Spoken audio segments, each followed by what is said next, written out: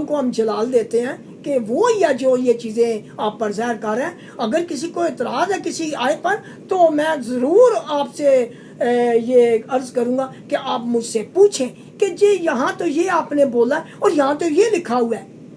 تو مزہ تو پھر ہی آئے گا نا, سوال جواب کا تو مزہ پھر آئے گا کہ اگر آپ بائبل پڑھیں گے تو آپ ایسے سوال کر سکتے ہیں. اگر آپ بائبل ہی نہیں پڑھیں گے تو پھر آپ کے پاس سوال ہی نہیں ہوگا.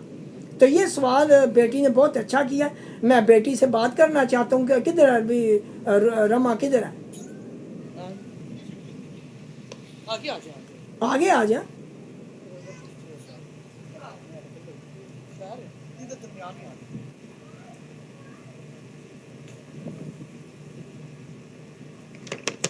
سلام جی, خدا برکت دے.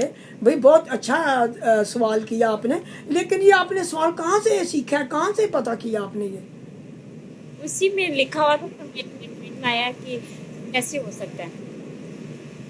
نا یہ تو اچھی بات ہے کیونکہ آپ پڑھی لکھی ہیں تو اس لیے ضرور یہ سوچیں گی کہ بھئی خداوند نے یہ کہا کہ جب تک یہ ٹھہرا رہے میں آ جاؤں گا تو پھر یہ اس وقت تک ٹھہرا رہے گا. تو یہ کیسے ممکن ہے؟ ابھی پتہ چل گیا کہ مسیح ایک ہی ہے. اس کے اندر جو روح ہے اس کے بارے میں کہہ رہا تھا, جو روح القدس نازل ہوا تھا اس کے بارے میں وہ کہہ رہا تھا کہ میں واپس آ جاؤں گا. تو لیکن یہ ٹرینٹی والے ہیں نا, ان کو نہیں پتہ. یہ بہت افسوس سے مجھے کہنا پڑتا ہے, وہ اس سوال کا جواب نہیں دے سکتے کیونکہ ان کا عقیدہ نہیں ہے نا یہ کہ ایک خدا ہے, وہ تین خدا. اسی لیے بائبل کو وہ پروف نہیں کر سکتے, بہت اور چیزوں میں بھی وہ پروف نہیں کر سکتے. تھینک یو ویری مچ, آپ نے یہ سوال کیا اور یہ لمبا چوڑا جواب نہیں ہوا تو اس طرح مجھے بھی مزہ آیا. میں نے اپنے پورے زور سے دیکھا کہاں یہ خدا ہی بتاتا ہے, میرے میں اتنا زور تو نہیں ہے, لیکن میں نے اپنی پوری کوشش کی ہے کہ تھوڑی یادداشت مجھے خدا دے تاکہ میں ساری آیتوں کو اکٹھا کروں. یہ خدا کا کام ہے, انسان نہیں یہ کر سکتا, مشکل, انسان کے لیے مشکل. تو چلو ٹھیک ہے, تھینک یو ویری مچ.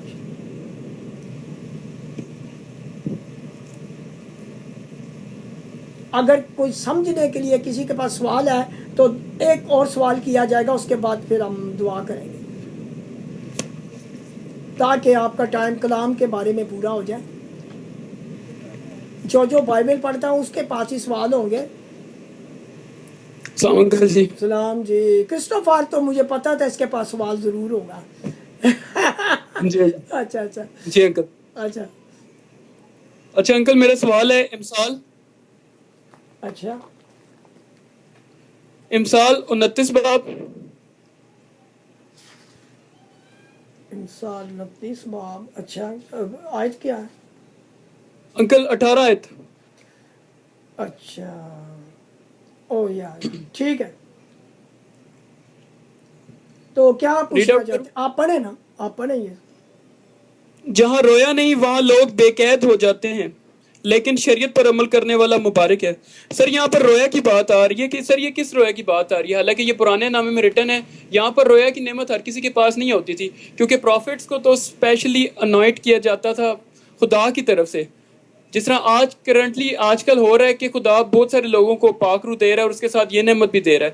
لیکن رویا سر پہلے زمانے میں دیکھیں یہ لکھ کون رہا ہے. سب سے پہلے ہم نے یہ دیکھنا ہے کہ امثال لکھی کس نے. امثال سلیمان نے لکھی ہے, اور وہ ابراہیم کی نسل سے تھا.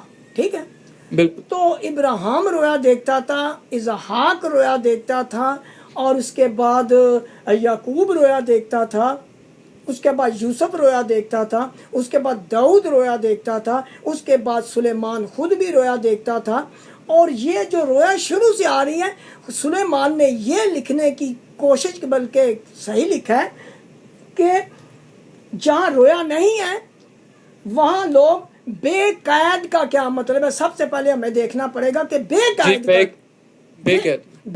کا کیا مطلب. بے قید کا کیا مطلب ہے, آپ مجھے بتائیں. آزاد نہیں, بے قید کا مطلب ہے کہ وہاں لوگ پیرش ہو جاتے ہیں. انگلش میں اس کا جو ترجمہ مر جاتے ہیں. اگر آپ کی یہ جماعت ہے, یہ تو پروفسی ہو گئی ہے نا, یہ بھی ہے نا, یہ پروفسی ہے. کیونکہ پھر خدا نے یوئیل نبی کے صحیفے میں 2 باب میں بھی 28-30 آیت میں بھی یہ لکھا ہے کہ آخری دنوں میں ایسا ہوگا کہ میرے بیٹیوں میں اپنی روح میں سے تمام بشر پر ڈالوں گا، تمہارے بیٹے اور بیٹیاں نبوت کروں گا، تمہارے جوان رویا اور بوڑھے خواب دیکھیں گے، خواب دیکھیں گے۔ لیکن اگر آپ رویا نہیں دیکھتے پھر بھی، کیونکہ آپ نے ایمان نہیں رکھتے، اگر آپ لوگ ایمان نہیں رکھیں گے رویا پر، آپ کو رویا نہیں ملے گی۔ رویا ان لوگوں کو ملے گی جو روح القدس کو طریقے کے ساتھ حاصل کریں گے، جیسے پانی کا بپتسمہ یسوع مسیح کے نام سے، اس کے بعد روح القدس غیر زبانوں میں ملے گا، اور اس کے بعد خدا نعمتیں بانٹے گا جب روح القدس ان کے درمیان میں آ جائے گا۔ یہ جتنی کلیسیا ہماری ہے سب غیر زمانے ایک دو ہی آدمی بولتا تھا، جو میرے اپنے بھتیجا تھا اور سہیل تھا، دو تین یہ میرا بھانجا، یہی صرف بولتے تھے، باقی کوئی جو عبادت والے وہ نہیں بولتے تھے۔ ہو سکتا ہے ایک آدھ ہو، لیکن اسی کلیسیا میں ان کو یہ غیر زبان کی نعمت ملی ہے۔ تو جب رویا آپ کے اندر نہیں ہے ادھر، تو لوگ مر جائیں گے۔ کیوں کہ آپ نے دیکھا کہ کئی دفعہ گرم ریپر جو ہوتا ہے، گرم ریپر جسے کہتے ہیں، جسے موت کا فرشتہ کہتے ہیں، ان ہمارے کلیسیا کے کئی لوگوں کے پیچھے کھڑا ہوا تھا۔ ہم نے رویا کے ذریعے دیکھ لیا، کلیسیا نے دیکھ لیا، تو ہم نے خدا سے التجا کر کے تو اس کو موت کے فرشتوں کو ٹال دیا۔ تو اس طرح یہ ہے کہ جب ہمارے پاس رویا نہیں ہے تو کلیسیا مرے گی، یعنی کہ لوگ مر جائیں گے۔ لیکن ہمارے جو بھائی لوگ ہیں یا ہمارے جو لوگ ہیں جو کہتے ہیں، دعویٰ کرتے ہیں کہ ہم خدا کے ریپریزنٹیٹیو ہیں، ہم ریپریزنٹ کرتے ہیں خدا کو، تو ان کے پاس گفٹ ہی کوئی نہیں ہے، انہوں نے گفٹ لینے کی کوشش ہی نہیں کی۔ ہم ابھی دیکھیں کہ ہماری کلیسیا کو 2 سال ہو گئے ہیں، صرف تقریباً 2 سال ہوئے، تو دیکھیں کہ کتنا بڑا فرق پڑ گیا۔ 2-2.5 سال ہو گیا۔ خدا نے اتنی نعمتیں دی ہیں اس کلیسیا کو، کیوں دیا؟ اس لیے کہ ہم نے خدا کے کلام کے مطابق کیا ہے۔ اور خدا رویا یہاں 16 سے لے کر 18 تک ہمارے لوگ ادھر ہوں گے جو رویا دیکھتے ہیں، 16 سے 18 تک اس کلیسیا میں ہیں جو رویا دیکھتے ہیں، اور exact to the pinpoint وہ رویا دیکھتے ہیں، ہر چیز بالکل۔ اور خدا نے مجھے بھی رویا کی توفیق دی ہے، اور آپ کو پتا ہے کہ خدا مجھے پن پوائنٹ بتاتا ہے، ہر چیز بتاتا ہے۔ اور اگر جو اپنے آپ کو کہتا ہے جی میں خدا کا بندہ ہوں، اور جو بھی بات وہ کہ وہ پوری نہ ہو، تو پھر تو وہ جھوٹا نبی ہو گیا کہ نہ ہو گیا؟ بالکل ہو گیا۔ تو اس طرح سے لوگ مر جائیں گے۔ یہ سوال بہت اچھا ہے کہ رویا ہمیں لینی چاہیے، کلیسیا کو رویا کی بہت زیادہ ضرورت ہے۔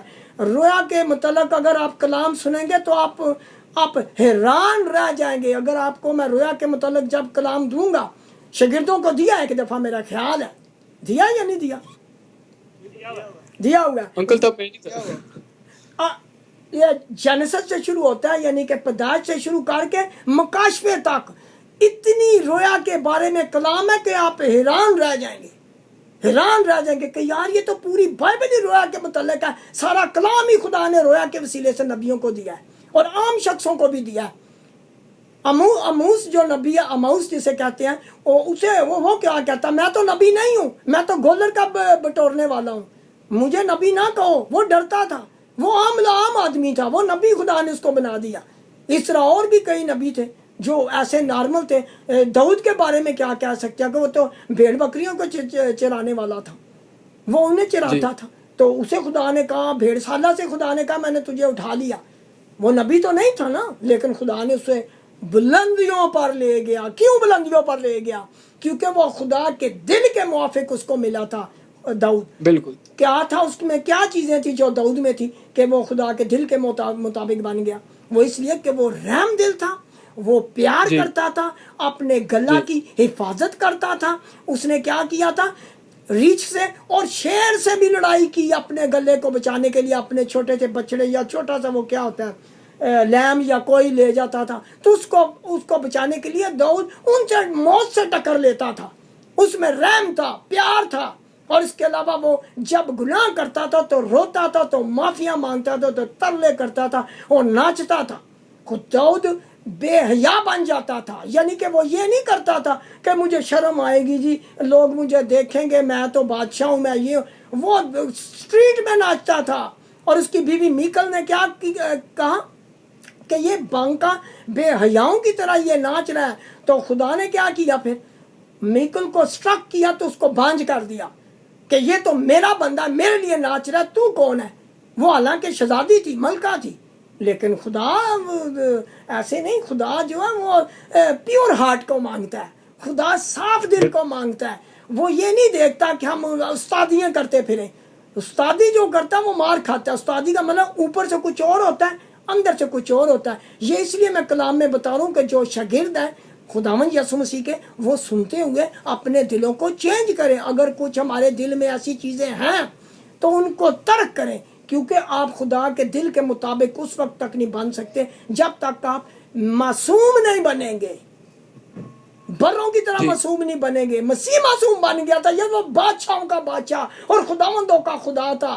وہ دنیا کا بنانے والا تھا. اس نے گیلیکسیز کو بنایا، اس نے آسمانوں کو بنایا، اس نے ہر انسان کو بنایا، ان کے ہاتھوں پر مہر لگائی تاکہ لوگ جانے کہ خدا ان کا کریٹر ہے. اس پر بھی کلام آپ کو کسی دن دیا جائے گا.